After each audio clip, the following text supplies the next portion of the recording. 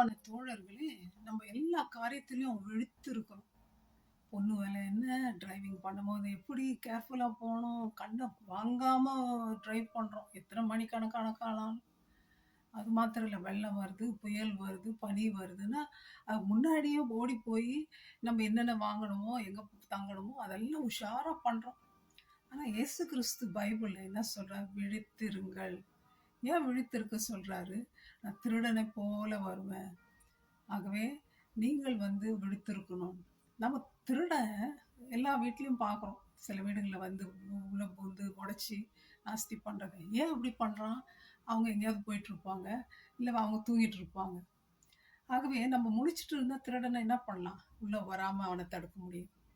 அதான் இயேசு கிறிஸ்து சொல்றார். உங்கள் எதிராளியாகிய பிசாசானவன் கெர்ச்சிக்கிற சிங்கம் போல எவனை விழுங்கலாமோ என்று வாய்க்கை தேடி சுற்றித் திரிகிறான். ஆகவே விழித்திருங்கள்னு ஆண்டவர் சொல்றார். ஆண்டவர் என்னன்றாரு? நான் திருடனை போல வரேன்ப்பா. அப்போ உன் வஸ்திரம் உன்கிட்ட இருக்கட்டும். தன் மானம் காணப்படாதபடிக்கு, நிர்வாணமாய் நடவாதபடிக்கு விழித்துக்கொண்டு தன் வஸ்திரங்களை காத்துக் கொள்ளுகிறவன் பாக்கியவான். எஜமான் இயேசு கிறிஸ்து வரும் பொழுது விழிப்புள்ளவர்களாய் காணப்படுகிறவர்கள் பாக்கியவான்கள். நம்ம விழிப்புனா என்னதுங்க? இயேசு கிறிஸ்து சிலுவையில அறையத்துக்கு முன்னாடி தன்னுடைய சீஷர்களை கூட்டிட்டு கெத்செமனே தோட்டத்துக்கு போறார். போய் அவங்கள என்னன்றாரு? என்னோட ஜெபம் பண்ணலாம் வாங்க, விழித்திருந்து ஜெபம் பண்ணுவோம். அவர் ஒரு கல் தூரத்துல போய் தரையில விழுந்து ஆண்டவரை நோக்கி, ஆண்டவரே இந்த பாத்திரம் என்னை விட்டு நீங்க கூடுமானால் நீங்கட்டும் ஆண்டவர், ஆனாலும் என் சித்தம் இல்ல அப்பா, உம்முடைய சித்தத்தின்படியே ஆக்கணும்னு ஜெபம் பண்றார். வந்து பாக்குறாரு. திரும்பி அவங்கள பார்த்தா ரொம்ப கனநித்திரையா இருக்காங்க. இதே மாதிரி பண்றாங்க. 2வது முறையும் வந்து பாக்குறாரு. 2வது முறையும் தூங்கிட்டு இருக்காங்க. பேதுரு, கொஞ்ச நேரமாவது எனக்காக நீங்க விழித்திருந்து ஜெபிக்க கூடாதா? நம்ம எல்லாம் தூக்கத்துல ரொம்ப எக்ஸ்பர்ட். சில பேர் ஆல்கஹால் ஊத்தி குடிச்சு தூங்குவாங்க. சில பேர் மாத்திரை முழுங்கி தூங்குவாங்க.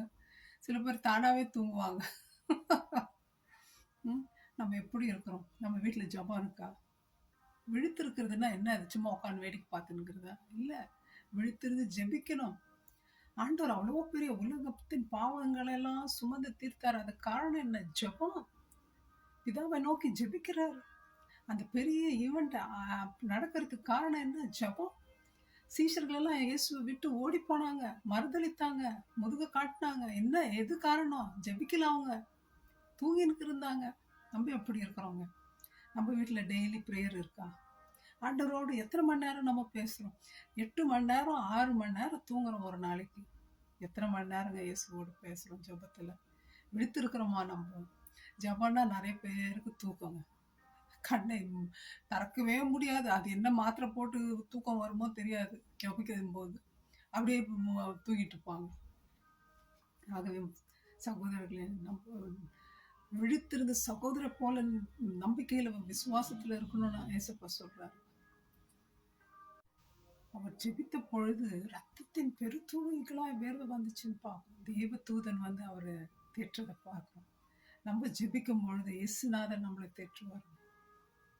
என்ன கஷ்டம், என்ன கவலை எது இருந்தாலும் நம்ம என்ன பண்ணணும்? விழித்திருந்து ஆண்டவரோடு பேச கத்துக்கணும். அது தாங்க நமக்கு வெற்றி கொடுக்கும் உலகத்துல. அதனாலதான் இயேசு கிறிஸ்து இந்த உலகத்துல விழித்திருந்து அவருக்கு வாழ்க்கை ஃபுல்லா ஜெபித்ததுனால தான் பாவம் செய்தவங்களை கூட இனி பாவம் செய்யாதேன்னு சொன்னார்.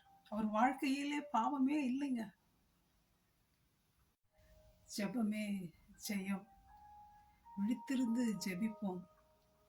இயேசு கிறிஸ்து வருவதற்கு முன்னால நம்ம ரொம்ப விழித்திருக்கணும்.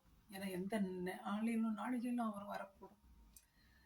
இயேசுன்னு சொல்லிட்டு போலியா வர்ற இது கூட நம்ம விழித்திருக்கணும். ஆகவே இந்த வாட்ச்மேன் எப்படி வீட்டை பாதுகாக்கிறாரோ அந்த மாதிரி நம்மளும் தேவனுக்காக எப்பொழுதும் வாட்ச்மேன் போல ஜபத்துல தரித்திருப்போம், நம்பிக்கையில தரித்திருப்போம், இயேசு கிறிஸ்துவை நம்பி இருப்போம், நோக்கி இருப்போம் எல்லா காரியத்திலும். அப்பதாங்க இந்த உலகத்தை ஜெயிக்க முடியும், பிசாசை ஜெயிக்க முடியும். நம்முடைய சரீரம் ரொம்ப பலவீனம், ஆவியோ உற்சாகம் உள்ளது. ஆகவே நம்ம விழுந்து விடாதபடிக்கு நிக்கணும்னா ஜெபம் தேவைங்க. அந்த ஜெபிக்கிற ஆவியை ஆண்டவர் நமக்கு கொடுக்கும்படி அவரை நோக்கி பார்ப்போம். ஜெபத்திலே நிலைத்திருப்போம். விழித்திருந்து இயேசு மணாளனை வரவேற்போம். May God bless you, my friends. Maranatha.